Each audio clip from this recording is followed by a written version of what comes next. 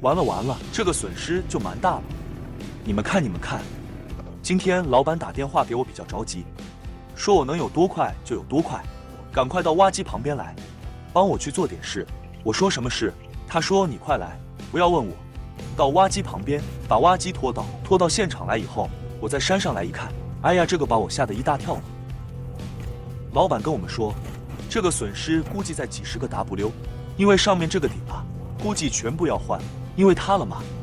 如果这个东西再利用的话，这个是利用不了的，因为刚才已经变形了，所以说可能全部要换，那个费用就是几十个 W。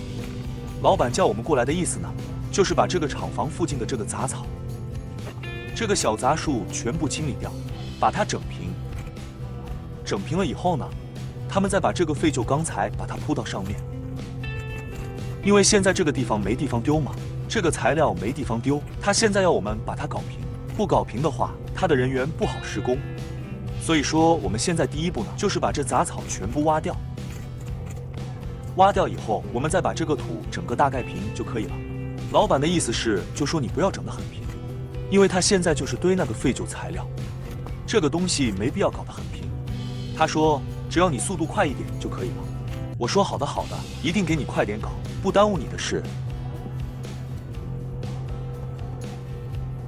其实前几天呢，湖南这场雪还是比较大的嘞，应该这是我这4、5年来看到湖南下的最大的雪。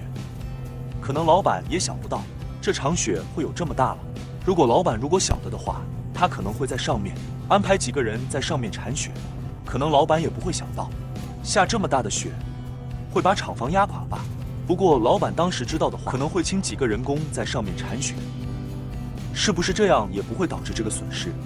损失这么多，其实对每一个老板说，这个压力也蛮大的，也是几十个 W 嘞。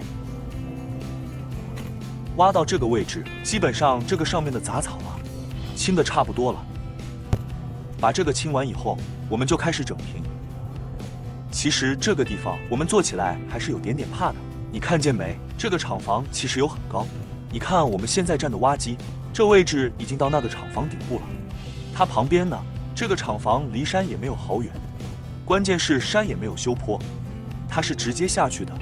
据我目测，它这个地方应该有8、9米高，所以说我们挖机坐在上面还是有点怕的。我就是怕它一下子崩掉，挖机往那边一垮就比较麻烦。现在平到这个位置，基本上这个厂房旁边也平的差不多的。老板的要求也不是很高，要么大概趴平一下就可以了，这样应该差不多了。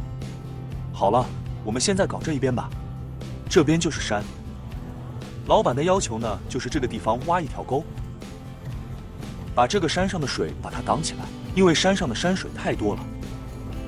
它这边本身是有一条水沟的，现在这个水沟可能时间太久了吧，水沟已经被水冲的，已经全部填起来了。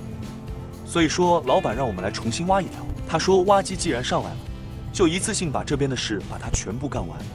我说可以，而且它这个水沟不是像我们一下挖一条水沟，它是什么要求呢？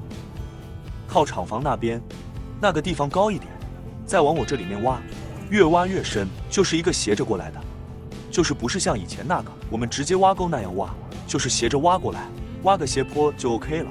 其实就像这样慢慢爬成一个斜坡嘛，它外面靠厂房那边高一些嘛，靠着中间一点低一些，这样子这个水沟也是还是可以的。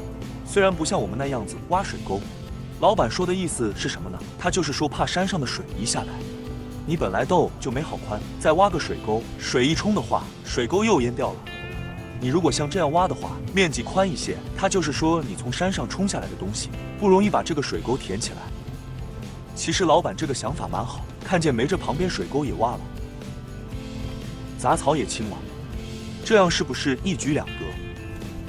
好了，这边这个沟也挖得差不多了，我们现在过去把这个路爬一下。